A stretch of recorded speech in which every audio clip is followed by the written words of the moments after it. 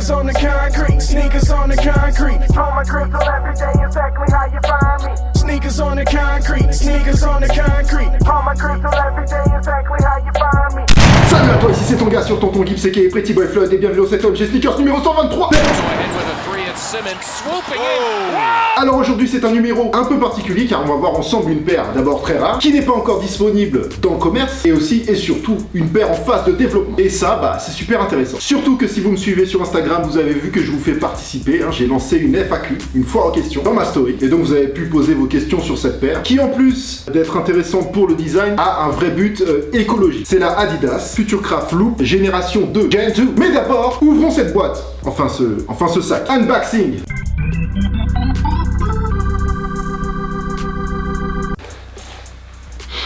Est-ce possible? D'abord éloigner la marmaille pour que mes narines s'enjaillent. Aïe aïe aïe. Ah, ça a bougé là. Un go now. Alors je vais récapituler pour vous remettre dans le contexte. C'est important pour cette paire, c'est important. Mars-avril, je suis contacté par Adidas. Alors ouais, on a un projet très particulier pour toi. On peut pas t'en dire plus. Et ça se passe à New York. Donc première étape, vlog sauvage, New York. Et je vous mets le lien du vlog sauvage dans la description. Comme ça, vous pouvez aller regarder si vous l'avez pas vu. Et vous allez mieux comprendre le départ de ce projet énorme. D'ailleurs, c'est un vrai bon moment. J'en garde vraiment un bon souvenir. Donc on a découvert la Adidas Futurecraft Loop Génération 1, Gen 1. Elle est en photo à côté de moi, car c'est la première étape d'une paire écologique en développement chez Adidas. Regardez le vlog, vous allez comprendre. Et d'ailleurs, vous allez aussi voir que je découvre les choses au fur et à mesure, en même temps que vous. Étape 2, je rentre à Paris. Je rock la paire quelques jours et je la renvoie à Adidas. Alors je vous cache pas que de rendre une paire ultra limitée dans le cadre d'un développement produit a été difficile pour moi. Mais bon, pour le bien de la planète, on le fait, pas de soucis. Donc je rends cette génération 1 pour qu'elle parte se faire recycler au maximum. Les paires sont broyées, recyclées en nouvelles paires, assemblées sans colle. Le processus prend quelques mois. Octobre, je reçois la paire. Donc celle-ci, elle est magnifique. Adidas Futurecraft Loop Gen 2, génération 2. Et nous voilà face à face pour en parler. Bonjour Pierre, présentez-vous.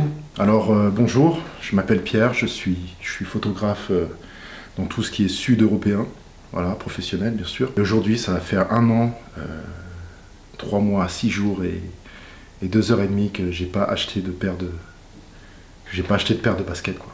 Bravo. Félicitations. Extraordinaire, vraiment. Bravo, bravo. Franchement c'est génial. Bravo. C'est génial. Le but final de tout ça est de lancer un modèle sneakers running recyclé à 100%. C'est écrit sur la languette.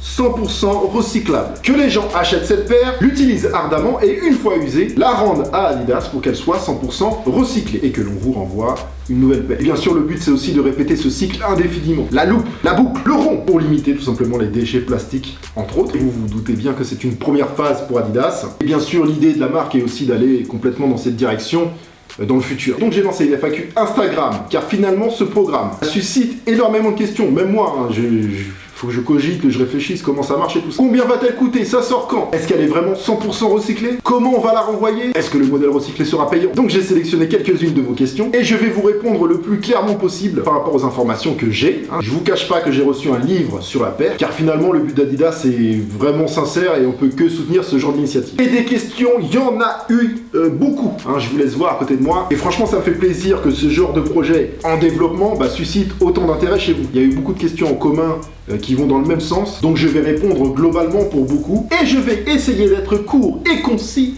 pour ne pas vous endormir. J'ai noté les questions. Alors, question 1 de Sneakers_06. Super initiative, des infos sur le prix. Alors, pour te répondre, la paire elle n'est pas encore sortie, donc il n'y a pas de prix encore défini. Mais le but est quand même de créer un modèle propre et accessible à tous, parce que le problème de l'écologie, pour être honnête, ça coûte cher. Aujourd'hui, par exemple, si tu veux t'acheter une voiture électrique pour le bien de la planète, parce que tu as une conscience, voilà, tu penses à tes enfants, tu penses à l'avenir, et clairement, si tu es au SMIC, tu peux pas. Donc là, pour répondre à cette question et vous lire les mots de Adidas, notre offre doit être responsable, avec des prix et des performances similaires aux produits running Adidas. Question 2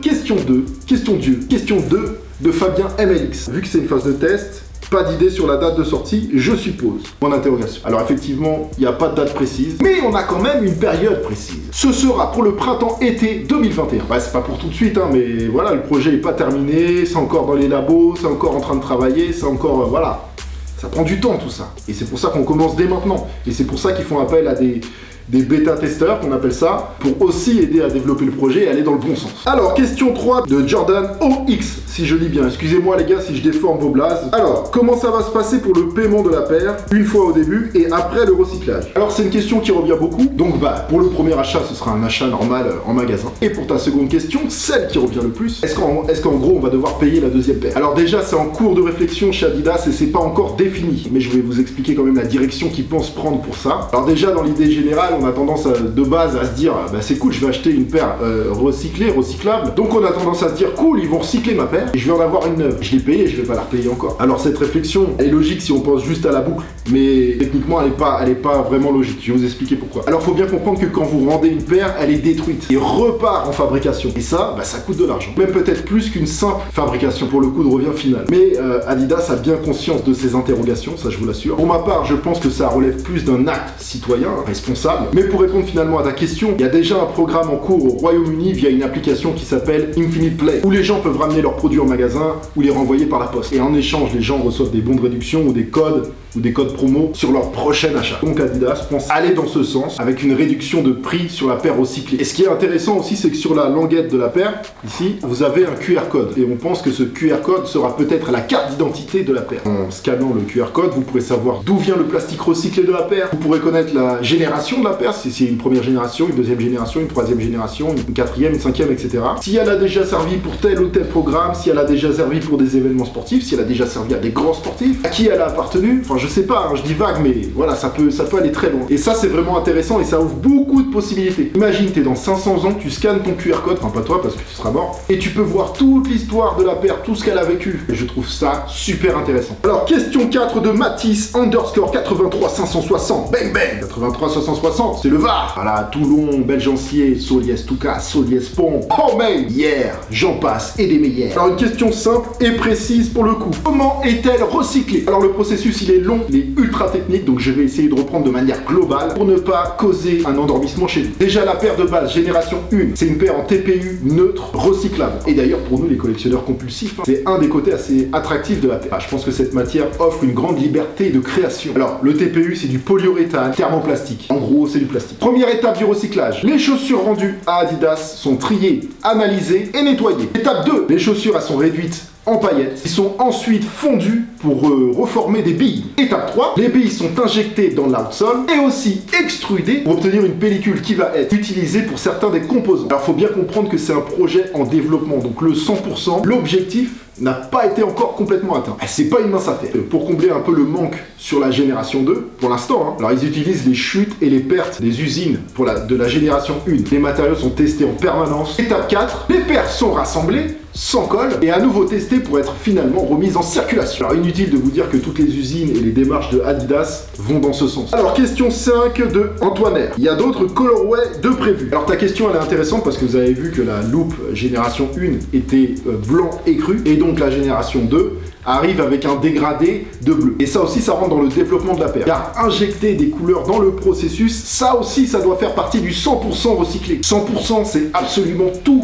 sur la paire. Et c'est ça qui est compliqué. Même l'étiquette de la paire, ici à l'intérieur, doit intégrer ce processus. Et là, c'est pas encore le cas. Par exemple, ça va venir. Donc oui, ils travaillent sur 2 couleurs, et justement, là, ils ont injecté du bleu. Et ça va leur permettre de voir comment ça va interagir sur la prochaine génération de paires. Tu vois, parce que quand ils vont détruire ça, qu'ils vont le refaire fondre, le TPU il aura une couleur différente. Donc ça va leur permettre de voir l'évolution des couleurs sur la paire et comment réinjecter d'autres couleurs, etc., etc. Ils découvrent les trucs en même temps que nous en fait. Ils apprennent, ils testent. Et même les couleurs en elles-mêmes viennent de matériaux naturels. La couleur aussi doit être recyclée, recyclable. Et ils utilisent le moins d'eau possible aussi pour disperser cette couleur. Donc oui, le but est aussi de proposer d'autres colorways. Question 6 de Antoine GSLN. Que penses-tu de cette paire? Quelles sont tes attentes? Alors ce que j'en pense physiquement, ça n'a pas vraiment d'importance en vérité. Alors même si là on est clairement un peu sur une base de Ultra Boost et que moi j'adore les Ultra Boost, mais je dis ça surtout dans le sens où cette paire c'est pas forcément le design final de la paire. Là c'est la paire qu'ils ont choisi pour faire le test, mais c'est ça qui est bien parce que comme je disais, le TPU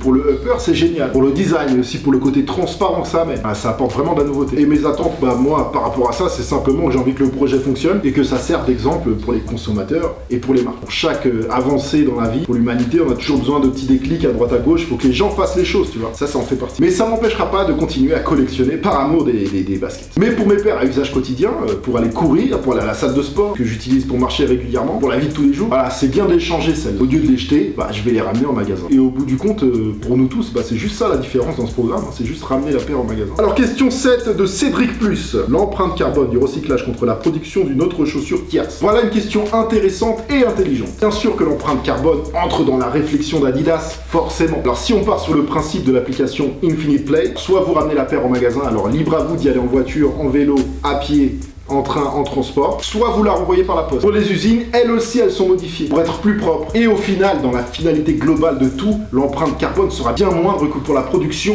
normale actuelle. Et encore plus si tout le monde s'y met. Question 7 de Gasp DRD. Pourquoi Adidas ne fait pas ça sur chaque paire? Alors comme je l'ai dit, c'est une phase de test. Le but, c'est quand même de le développer, de le faire de plus en plus, forcément. Surtout sur les produits sport, où là, on a vraiment beaucoup d'usure et des changements à répétition. Et d'ailleurs, ça fait longtemps qu'Adidas a commencé depuis plusieurs années maintenant avec le programme Parley, dont je vous ai déjà souvent parlé dans mes Sneaks of the Week. Question 8 de Sneaker Bros. Tu as choisi à quoi ressemble la deuxième, où c'est obligatoire le changement. Je trouve mieux la version 1. Donc là, en l'occurrence, non, j'ai pas choisi, mais c'est ça qui est bien avec ce programme. Alors, si ça fonctionne dans l'avenir, bien sûr, il y aura plusieurs modèles, plusieurs colorways, et peut-être que tu pourras rendre ta paire et choisir ton prochain design et ta prochaine couleur. Mais c'est encore un peu tôt pour parler de ça, mais ça aussi, c'est très lourd. Allez, on va faire une petite dernière question, parce que là, je pense avoir couvert à peu près toutes vos questions. Question 9 de Virgile Cocard. Ça marche avec des Yeezy, par exemple? Alors non, tu auras bien compris que pour l'instant, on n'en est pas encore là. Mais ta question est quand même intéressante. Alors pourquoi pas, si Kanye, le Son of God, décide de s'intéresser à ce genre de produit, ça se trouve c'est déjà le cas, donc ça rien. Ça pourrait donner des Yeezy très très très cool. Mais je dis ça dans le sens où pour les sneakerheads, c'est plus le côté historique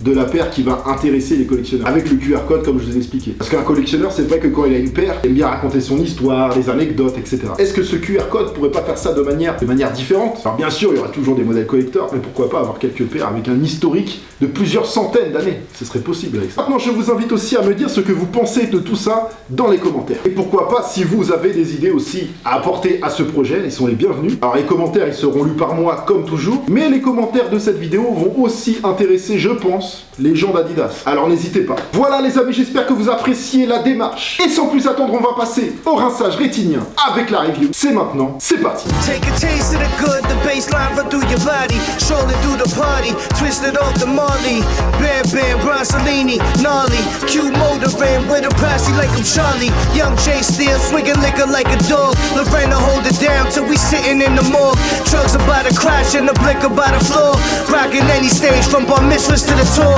27 years of my life I live in Queens, I did drugs 7 times before I was a teen, pulling schemes, dressed in suits, hit the Kmart. Nowadays I'm nautical, dipping off the radar.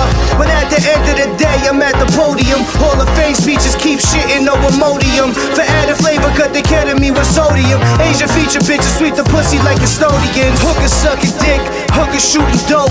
Hookers playing pool, hookers playing ball. Hookers shooting dice, hookers skipping hopscotch. Send the hooker over, nibble on the cop's crotch. Rhymes on the contract, bitches catching contact cause they don't touch the blunt. I'm smoking to the neck with this one, sniffing truffles, piffing duffels, chicken cutlets, living rich before I kick the bucket. Mason jar filled with ooh-wee, yours truly. Fuck around, get the cooties, fingers crossed, no luck. Cold duck, soba noodles, chocolate strudel. Your bunker's loud, but your soft is doodle. From a poodle, so keep ferme. Comme d'habitude, si vous avez kiffé, vous êtes cordialement invité à venir défourailler le thumbs up ici en bas de l'image. L'abonnement à la chaîne est complètement gratuit, sans aucun danger physique. Juste avant de vous abonner, par prudence, appelez votre banquière, vous lui dites voilà, je vais m'abonner à la chaîne. Votre banquier, vous lui dites voilà, je vais m'abonner à la chaîne de Tonton Gibbs. Ils connaissent, ils ont des plafonds spéciaux particuliers. Vous leur dites voilà, c'est Tonton nanana, ils vont dire ok. On va vous aménager ça bien. Et là, vous pouvez vous abonner en toute sécurité. Encore une fois, dites-moi dans les commentaires ce que vous pensez de la paire. Ou dites-moi simplement bonjour pour envoyer la fort. Retrouvez-moi sur les réseaux sociaux, surtout sur Instagram, car c'est là que tout se passe. Si vous voulez spoiler les futures vidéos et voir beaucoup d'autres choses que vous ne voyez pas sur cette chaîne. D'ailleurs, en ce moment même, il y a un concours en cours sur Instagram pour gagner la Adidas Yeezy Boost 350 V2 Black qui sort vendredi pour le Black Friday. Vous avez jusqu'à demain, jeudi soir, pour participer. Et quant à moi, je vous donne rendez-vous dimanche soir pour le top 10 du mois de novembre et bien sûr le résultat de notre petit concours photo familial Instagram. À dimanche, portez-vous bien. Oh mais, my bitches out in Lehman. College giving knowledge on a boat, a bunch of seamen. 95th, stay crisp, on some grimy shit. Fuck around and I'ma shoot you in your tiny dick. Hookers sucking dick, hookers shooting dope. Hookers playing pool, hookers playing ball. Hookers shooting dice, hookers skipping hopscotch. Send the hooker over, nibble on the cop's crotch.